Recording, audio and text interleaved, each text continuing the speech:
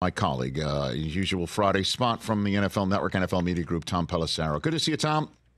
Good to see you, Rich. What was Joe Burrow wearing on his hand coming off of, I guess, a team vehicle of some sort on Wednesday? What's going on, Tom? What was that all about? I mean, I've seen the same Zapruder film that you have, Rich. It does look like it's a pretty common device that you would use if you're dealing with, wrist pain on the thumb side of things. I didn't even realize just kind of how much that had been sent around the internet prior to Joe Burrow then suffering the wrist injury and having to drop out of that game last night. I would say this, the NFL every year, there's always sort of touchstone moments where whether it is a sportsmanship issue, like earlier this year when they sent the thing about pregame fights, or whether it is potential manipulations of injury reports, where the league says enough is enough, and they punish somebody and they send a memo to everyone going, hey, if you do this now, it's going to be worse. This might be that moment for the injury reports, just because it looks like fairly blatant that something was going on with his wrist here. Plus, it's a quarterback. It's a nationally televised game. They'll go through the normal process. They always review these, but I would not be surprised if there's some type of a sanction that ends up coming down for the Bengals. What if it was really a drawing glove for an iPad? Will they want to see what he was drawing? What was he drawing? Like a cat, maybe a Bengal? You know what I mean? Will they want to see the actual artwork? Tom? I thought, based on the leather jacket he was wearing with it, it might have been like a leftover Michael Jackson Halloween costume. Okay. And that was the little glove. That's where my brain was going. But iPad drawing glove, yeah, that's a totally normal thing. It could be. I don't know. I don't own one. Do we have the photograph of it? I think, honestly, Tom, I mean, we that's the number of Bengals fans were like, everybody's barking up the wrong tree here. And it would stand a reason why Zach Taylor's like, yeah, the first I heard about it was when he got hurt on the field. But you could see it does actually look quite a bit like the glove that he was wearing coming off the bus, Tom, to be straight up with it. And certainly could be. Mm-hmm. And we'll find out. That's why the league will review all the practice reports and the medical reports and photos and videos and everything else here. But again, if they in fact find that there was any type of a violation, he had any pre-existing injury, then I would not be surprised at all if this ends up being that moment where they decide to send a message by punishing somebody. Tom Pelissero here on the Rich Eisen Show, and let's get to what he is actually suffering from right now. What is it? Zach Taylor called it a wrist sprain, not believed to be anything that's broken, but obviously it was sufficient that it impacted his ability even to grasp the football. I mean, I was struck by, Rich, the image on the sideline of him just trying to even, cock the ball back and throw it. And it's like the ball comes loose before he could even begin to bring the arm forward.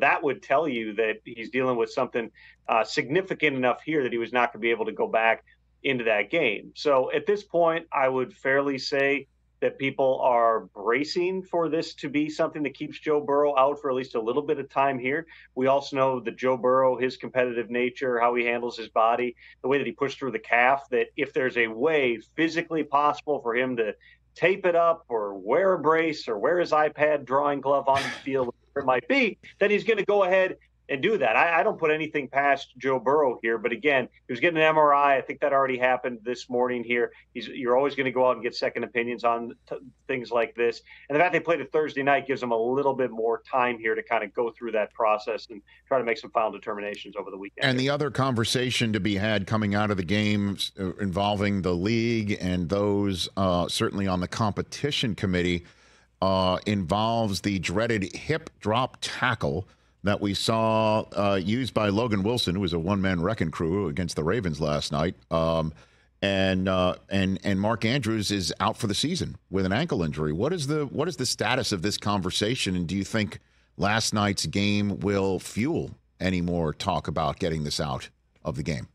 Anytime you have something this high profile, it's bound to drive the conversation a little bit because the competition committee is made up of coaches and there's front office people and there's different conversations and they see the same things that we do. Last year the competition committee considered this, and part of the conversation there was the NFL Players Association publicly and privately was against banning that particular tackle, and that's based on a couple of things. One is enforceability, which is you can look at the tackle on Mark Andrews and say, okay, that's a blatant dangerous type of tackle. This is what the league's been talking about with the far higher injury rate. Then you look at the same player, Logan Wilson, who tackles Lamar Jackson at the sideline, and that's kind of like a half hip drop tackle. Lamar's ankle ends up getting trapped under it. He's limping around in the game. We'll find out if that's a high ankle sprain or something he's going to be able to work his way through here.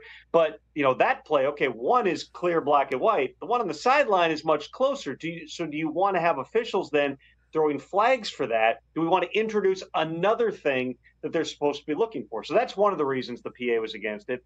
The second reason was because the reason that you have more of these techniques in terms of wrapping up, for instance, around the waist and pulling a player down is because you can't go up higher. You can't do a lot of the traditional tackling techniques, even though they may not have been safe. But anything that involves lowering a shoulder, lowering the helmet, you run the risk of getting penalized for use of helmet or more likely being fined for it. So there's certainly, I think we all look at that play, Rich, and say, we don't want that in the game. I mean, you can see it's high ankle sprains and it's snapped ankles. And in Mark Andrews' case, it may well have been both.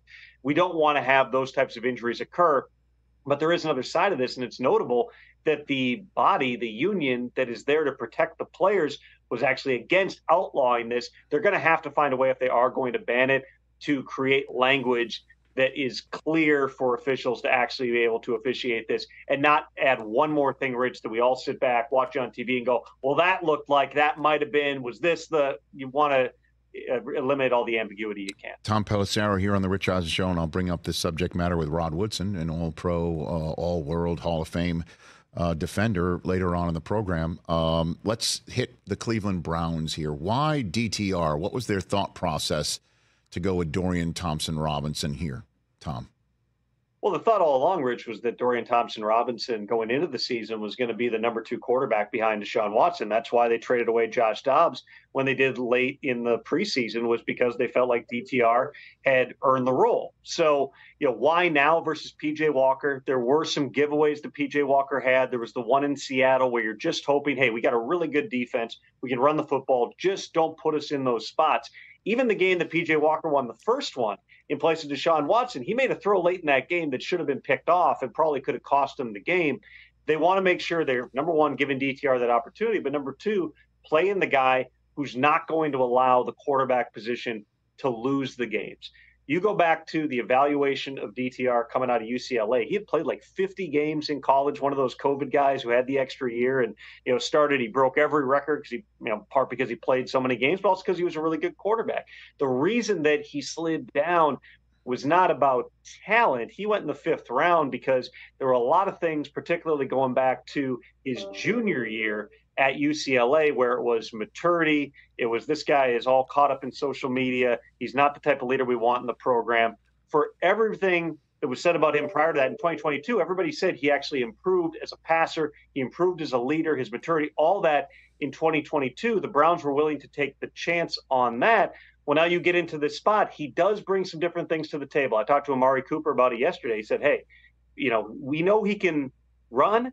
We know he can sling it, but he's still a young player. That's what the Browns are getting here. Figure out, that, okay, the floor might be really low. You saw it when he started, very last minute, but let's give him a full week of reps, a full week to understand you're going to be the guy, design a game plan about what you do best, and maybe there's more upside that can help this team as the Browns try to make a playoff push. What's your 2 cents on the move to bounce Ken Dorsey and put in Joe Brady and what it means, Tom? There were a lot of layers to that, and I think you saw a lot of those, Rich, kind of come out over the past several days here, whether it was Josh Allen talking about how much Ken Dorsey meant to him and how much it hurt. Joe Brady, his interim replacement, saying, I'm only here because of Ken Dorsey, and I love that guy to death. Sean McDermott did something that you don't always hear, which is, he kind of pulled back the curtain. He said the quiet part out loud when he was addressing reporters later on Tuesday, hours after making that move. And he was repeatedly asked, why? Why did you have to do this? And he said, we're going to be back in that locker room in the stadium in 5 days. And I need players to walk in there knowing something has changed. That's a pretty direct way of saying we can't cut all the players who are dropping footballs and fumbling. We're not going to cut the quarterback who is missing guys who are open around the field and doesn't play like Josh Allen. The one thing you can do at this stage in the season on a team that you still feel is a contender is to try to create a sea change, is move on from the guy calling the plays. And Ken Dorsey, he was respected. He was really liked by players. He's meticulous. He is super smart. There are probably times where, like a lot of young coaches, he doesn't necessarily see the big picture in things in terms of how his offense is playing to the other strengths of the team, the game flow and things like that. But this was not a strict Ken Dorsey issue. If you go back to that game in Buffalo on Monday night, Rich, I find myself asking that next day, if they don't give up those two big passes when you got zero blitz on, and if they don't have a 12th man on the field goal and they just win the game by a point, are you still moving on from Ken Dorsey? This was reactionary. I think that's objectively true, but it's also a reaction Sean McDermott felt that he had to make. There just was not a lot of energy and juice in that offense. They're hoping Joe Brady is going to give it, and I'll be fascinated to see, given how Joe Brady, all that was said about him coming out of LSU, how smart he was. Remember, he interviewed Rich for like 5 head coaching jobs. Right. In the first year in Carolina, even though they weren't good on offense, Matt Rule was really involved in that scheme, all the way down to what a play is called and things like that. Eventually, Matt Rule, coming back from the bye week, fired Joe Brady. If Sean McDermott is a little bit more hands-off and lets Joe Brady go to work, I'm interested to see what this offense will look like. Yeah, Brady was the hottest coordinator on the market coming off of the Joe Burrow 60-touchdown season, and he wound up in Carolina, and we were all in the media saying great hire by Matt Rule, and here they go, and we all know what's happened since then. So I'll ask you the question I've been asking a whole bunch of others this week. What is your interpretation of Stefon Diggs' tweet during the game involving his brother and referring to him by his uniform number, needing to get up out of there? What do you make of that one? I would say this, Rich. The Diggs brothers have mastered the art of saying things that are just cryptic enough on social media that they're going to get a lot of attention. And this wasn't even all that cryptic. This was 14 needs to get up out of there and saying, the quarterback didn't go off until Diggs got there.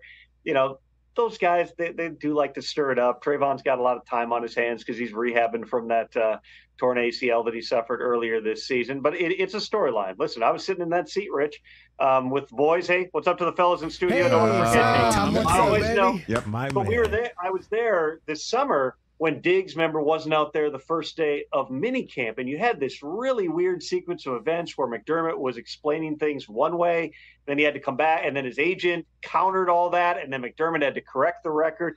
There's been something going on there. The reality was, though, the Bills were never going to trade Stefon Diggs. They couldn't. The cap implications, even if they wanted to, were so great. And he's also, quite frankly, one of your best players, and you need Stefon Diggs on that team right now. I got no doubt that Diggs is frustrated. He's an all-time competitor. His heart is in a good place. But he likes a little bit of the drama sometimes. His brother's stirring it up. I wouldn't expect him to shy away from it. But these sides are together through the course of this season. They got to do their best to try to make a run here. Whether they do or they don't, we'll be talking about Stefon Diggs again come February and March. Tom, you're the man. Greatly appreciate it. Go back to the Insiders on NFL Network and NFL Plus, and we'll do it again next week. Appreciate the time. Sounds great, Rich. Thanks. You got it. That's Tom Pelissero right here on the Rich Eisen Show. Catch the Rich Eisen Show every single day on the Roku channel, 12 to 3 Eastern, for free.